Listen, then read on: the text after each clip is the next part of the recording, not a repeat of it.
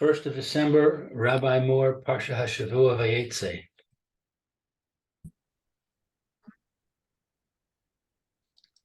Okay.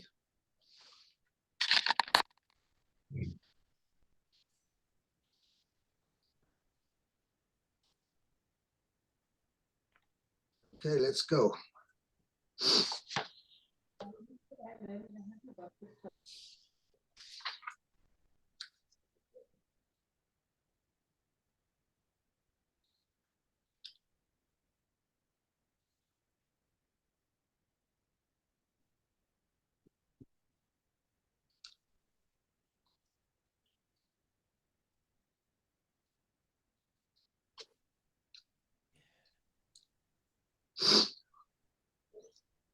I don't remember exactly where were we up to.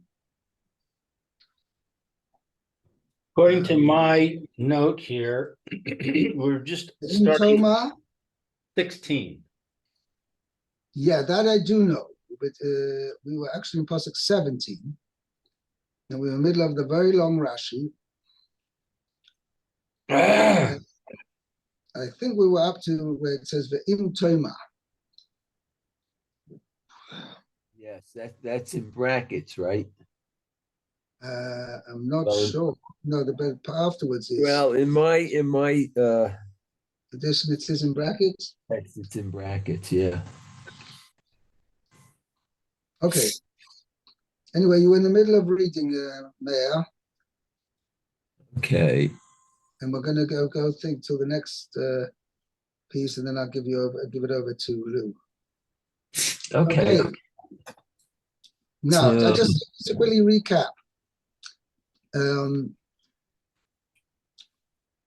So basically, Rashi says that sometimes it seems that Yerushalayim is called Beis El, and other pasuk seems to say over here that Beis El was Luz, which is a different place. To which Rashi says, Omer ani, okay, I say Sheneka Har HaMoriah. You have that with me? Are you with me there? Omer ani Sheneka Har HaMoriah Ubalaka. That when Yaakov Avinu wanted to return, he went all the way to Haran, and then when he got to Haran, he says, Oy vey, I didn't stop at the place where my fathers stopped. Okay, so we're going to, so I have to go back there. So he got back. Then when he got to Beis El, the Kosh Baruch Hu made Kvitzas Haderech, made the land contract. And then he, that's what he says. That Har HaMoriah was uprooted and came to here, i.e. to Beis El. Vezuhi Kvitzas Haaretz Hamura B'Shchitas Cholim. And this is what the Gemara refers to when it says that Koftza Haaretz, the land literally jumped, but it means it contracted, and Yerushalayim moved to Beis El. Sheba Beis Hamikdash Likrosa ad Beis El. Bezehu, and that's what it means. Vayifka b'Mokom. Came upon the place which b'Mokom is referring to the Mokom Hamikdash, even though he was in Beis El. Okay, that's what we're up to. A bit of a contradiction here, that you just said that he knew that the place he was returning to was the place where his fathers had davened to Hashem. Right. And yet in Pasuk 16, he said, yes, I know we asked this question. He says, he didn't realize it's such a holy place. I didn't realize Hashem was in this place. But how can he not realize that when his fathers davened to Hashem right there? Okay, so what I suggested is that maybe there's a difference between a place auspicious for prayer and a higher level, which is the place where the Beis Hamikdash is going to be. I understand, but I'm reading the words. He says Hashem is in this place. He doesn't say anything about the Beis Hamikdash. He just says Hashem is in this place, and I did not know. Right. I don't know. It's a good question. We had this thing, and also why punct did he if he realized this is the place auspicious to daven, why did he go to sleep there? We asked this question as well. It's, Yeah, right. I remember that question. Yes. I don't know. I don't really have a good answer.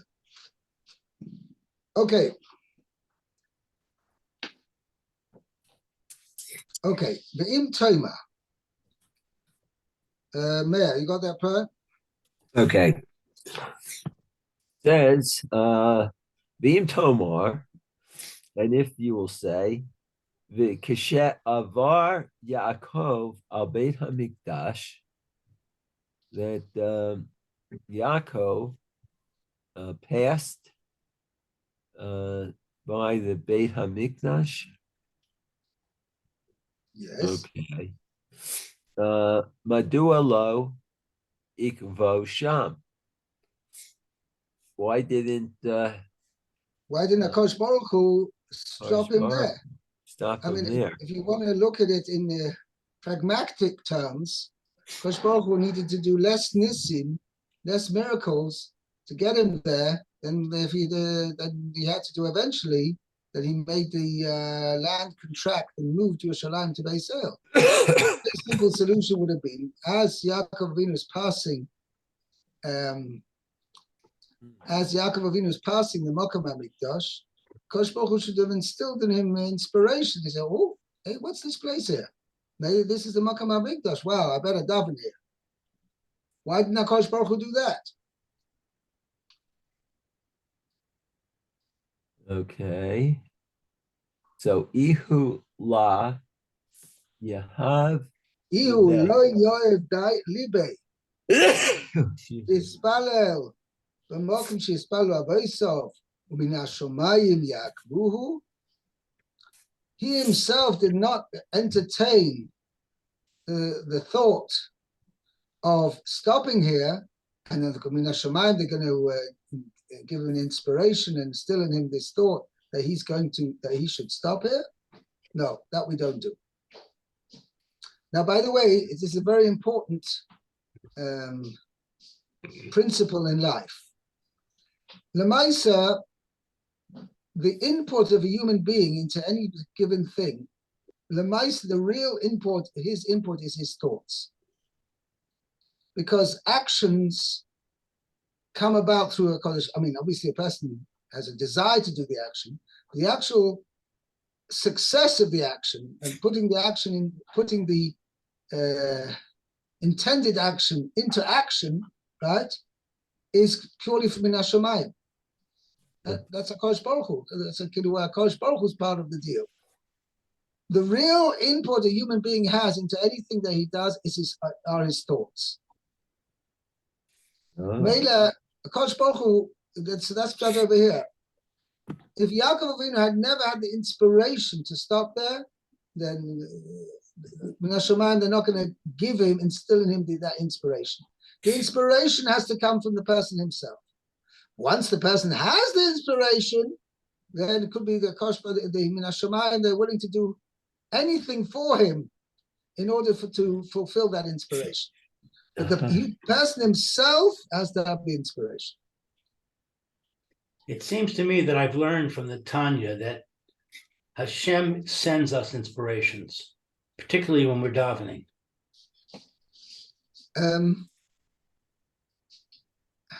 I don't know. I'm not sure exactly what you're referring to, and therefore I don't want to go into the subject. They talk about a spark that comes into your mind when you're davening. That's coming from Shemayim. You've never heard of that? Yes and no. And it has to be understood clearly because, I can't say people don't receive gifts, but Pashtus is as I mentioned before, the main chilek of a human being's part in any specific action, any specific deed, is the person's inspirational input into it. The actual fulfillment of the action is not so beyond him, but it's not dependent on him. Right? It's depending on Kodesh Baruch Hu. Kodesh Baruch Hu has to give him the koyach, has to put him in the situation that he's be able to fulfill the action. But the inspiration, right? That's a person in himself. I'll bring a posuk to that effect. What's it say? It's a posuk in Tehillim.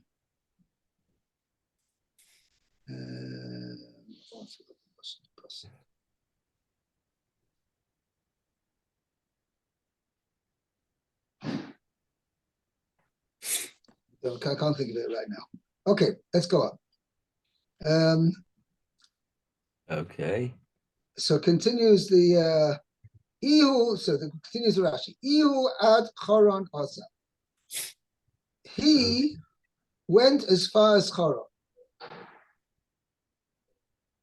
Kedamrinon, you with me, Mayor? Not quite. Hold it. Oh yeah, Okay. Kedami run the perek. Gid Hanasha. Oh.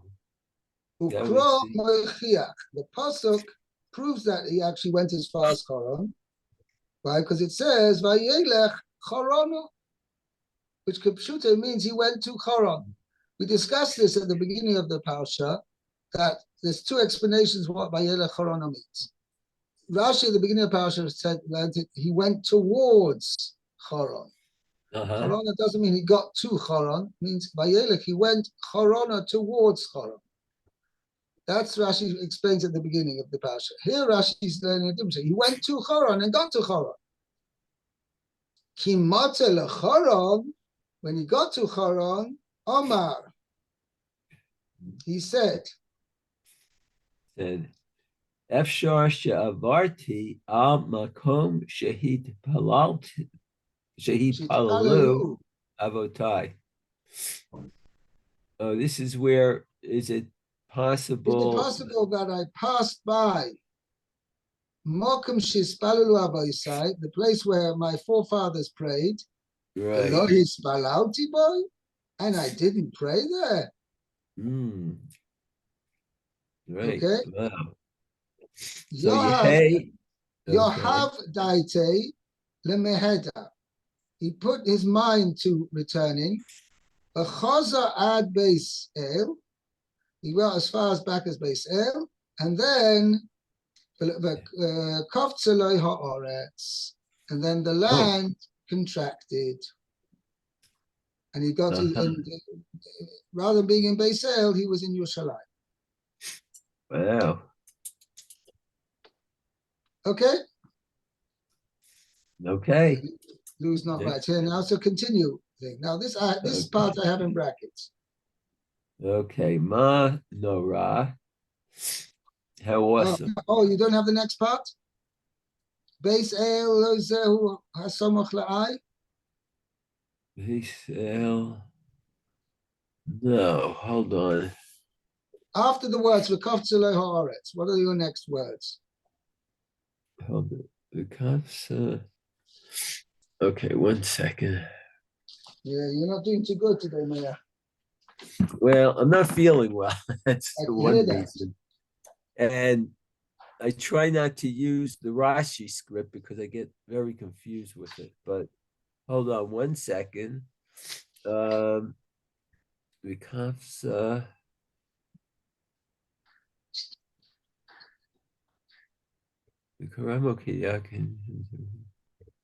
your own. Avarti al makom sheitolalu. Okay, we did that. Okay, we did that, right. Now, after the words, v'chazad beisel v'kovtzo loy haaretz. Oh, okay. So v'chazad, okay. Now, after those words, v'kovtzo loy haaretz, what are your next words? Ma no more.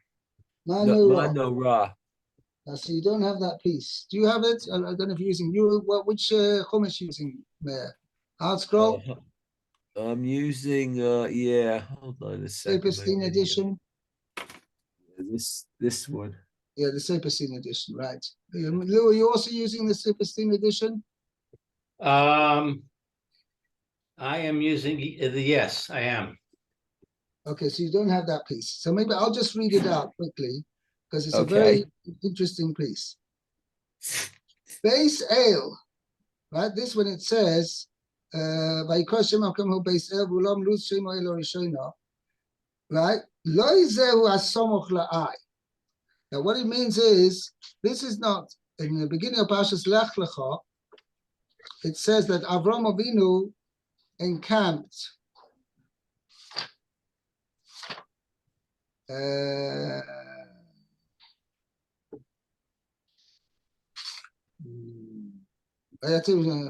Chapter Yud Beis Pasuk Ches says, "Vayatek mishama ara."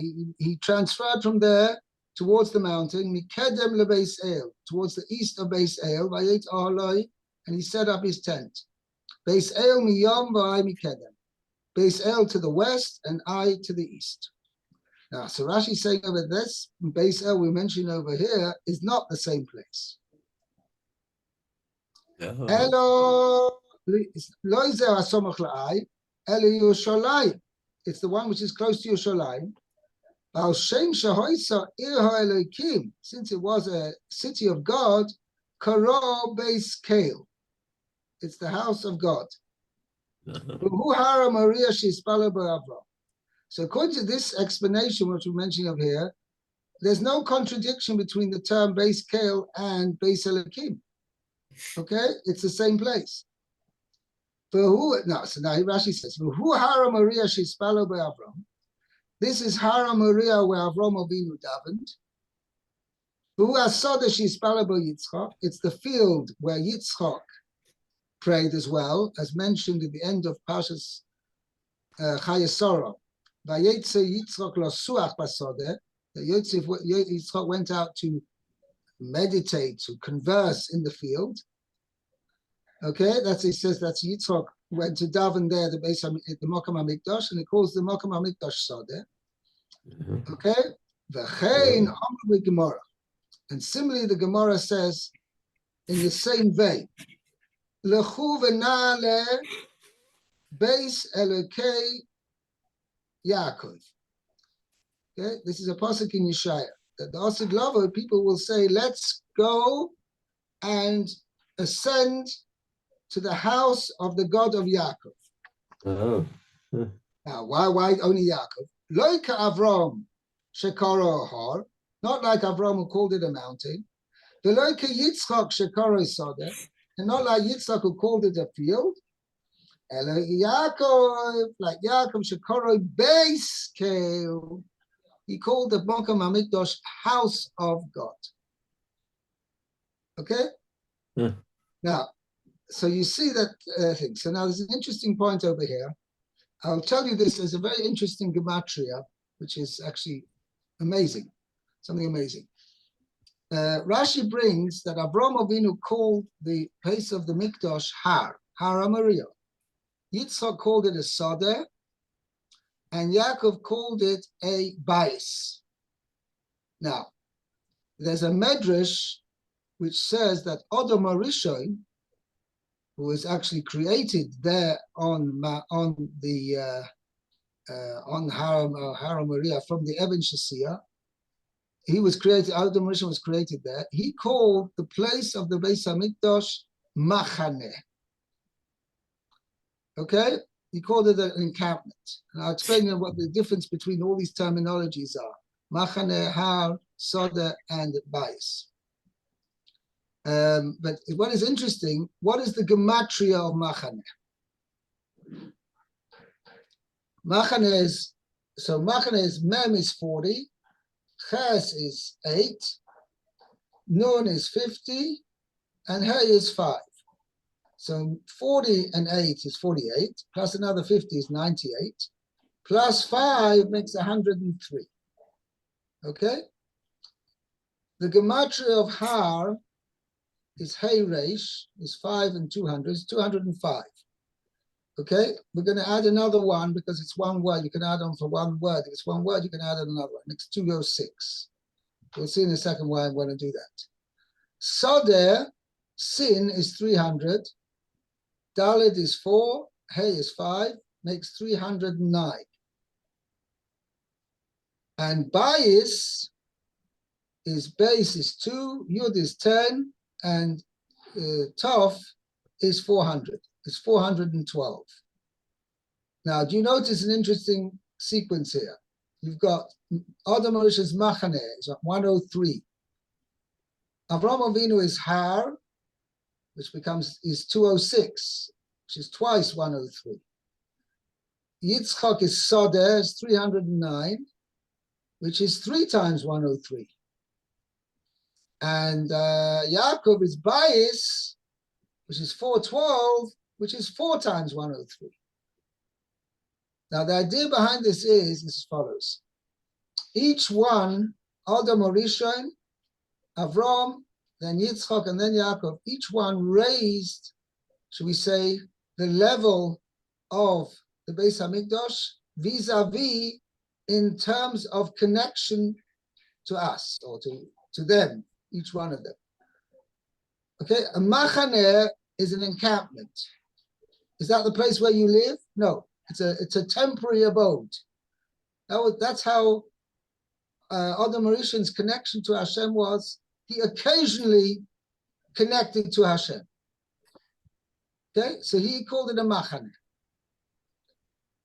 Avraham Avinu, already his connection was more permanent. It was like a har, something firm, strong, but it was a har. It's something that was a mountain to climb. In other words, every time he spoke to Avraham Avinu spoke to Hashem, it was like climbing a mountain. Okay, it was an effort, tremendous effort, and in addition, generally a har, a plain mountain, is not a cultivated area; it's open land. Okay, so it was a connection which required cultivation. Okay, that was Avraham Avinu. So for him, in other words, Avraham Avinu started from nothing. He was totally a self-made man, but he created for himself a connection to HaKadosh Baruch Hu, but for him it was a har, a mountain. Next, Yitzchak, who was building on Avraham Avinu's connection to Hashem, he was already educated by his father to be close to HaKadosh Baruch Hu. He already could now connect to Hashem on a higher level. His connection to Hashem was like a field, Sodeh. There's a place where the Shekhinah was, he called it like a Sodeh. Now, first of all, a Sodeh is cultivated to an extent, and it's generally a Sodeh is built on a flat land. I mean, the steep ascent is not existent in a Sodeh. So now Yitzchak already, he could connect to Hashem as if Hashem was there in a Sodeh, in a field, meaning a certain level of cultivation that is already certain more established connection, and it wasn't such a tremendous effort each time to connect to Hashem. It was on a level ground, like a field. Okay, that was Yitzchak's connection. And then you had Yaakov's connection. That was already another one up, Bayis.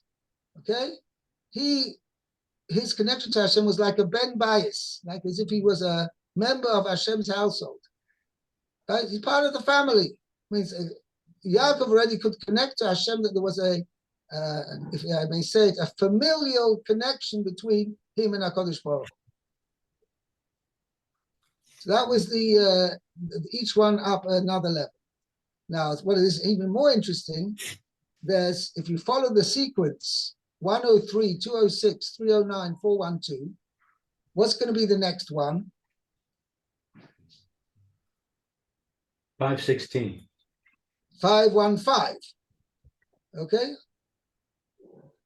412, and another 103 is 515. 515. What does the number 515 conjure up for you? So it says the gematria of Voes Hanan. Chazal say that Moshe Rabbeinu prayed 515 tefillas in order to be allowed to go into Eretz Yisrael. So that signifies, Voes Hanan signifies even a higher level. Voes Hanan el Hashem. Right? that was the Gematria 515, that Moshe Rabbeinu already reached even a higher level of connection to Hashem, indicated by Vayeschanan. Now, it's interesting, the Gemara says the word Vayeschanan means like a child asks from his father for a favor. Not that he deserves it at all, but Eschanan, like a father gives, like will give into his child to something which child pleads with him for something. Father will give in even if he feels the child is not deserving of it. That was the level which Moshe Rabbeinu reached. Okay, that was Vayeschanan. Okay, that's 515. Okay, let's continue. Ma Noira. Lou, you want to read? Because I don't think I'm going to get a chance to otherwise. Ma Okay. Noira Makam Hazeh.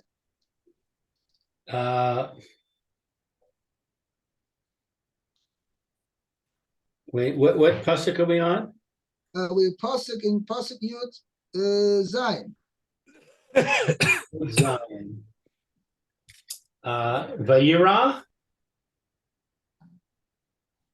No, yeah, we already read the pasuk. I just after such a super long Rashi, I wanted to give you a turn as well. Otherwise, you're not going to get a turn today. Oh, so what you want me to read the Let's Rashi? continue Rashi. Right, Man Noira. Rashi is still continues Man Noira. Okay, Manora, how awesome. Targum Ma Dichilu Asra Chadain. The Targum translates it. How awesome is this place? The word dechilu is a noun. Right. Dechilu shem devar hu. The word dechilu is a noun. Yeah. Kamo, So actually, where I translated it more accurately, the way according to Rashi, it means how great is the awe of this place. oh, okay. I wrote a note in here that says awesomeness. Okay, but I guess awe is a little bit shorter word, more accurate word than awesomeness. Okay. But awesomeness is the idea of turning it into a noun. Right. But I wouldn't say how great. I would say ma. What is How the is what is the, if you want to translate literally, what is the awe of this place or awesomeness of this place? Means, what do you mean? What is it? Means how great. I mean, that's I'm not saying that the actual word great is there. Means how can we measure? How is it possible to measure the awesomeness of this place, the awe of this place? Kamo such le sanu. Such Uchsu lemalchus. sanu. Twice. It's like the word such le sanu, understanding. Now, what Rashi is pointing out over here, it means that in Aramaic, you can have these words that end with a shuruk, okay? Meaning vav with a dot in the middle, with an u sound, and that's indicative that it's a noun, not a verb. So that's what Rashi is pointing out. Since the Targum translates ma noira as ma dechilu, the word dechilu is a noun.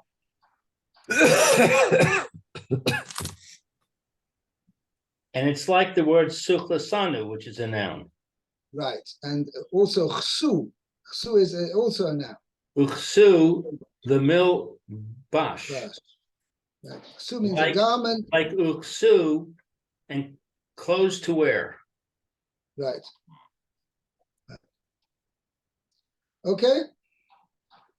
Okay. V'zeh shar Hashemayim. And this is the gate of the heavens. Makom tefillah, a place of prayer. La'alos tefillah sam ha-shamaima, for their prayers to ascend heavenward. Umidrasho, and it's homiletical interpretation. is Shebes Hamikdash Shel Ma'ala, at the temple on high, Heavenly temple, yeah. Mechuvan Ke Neged Beis Hamikdash Shel Mata. It is aligned, corresponding to the temple below. Right. So therefore, it's saying that's why it's literally Zeh Shar Shemayim, meaning the Beis Hamikdash Kiviyachol.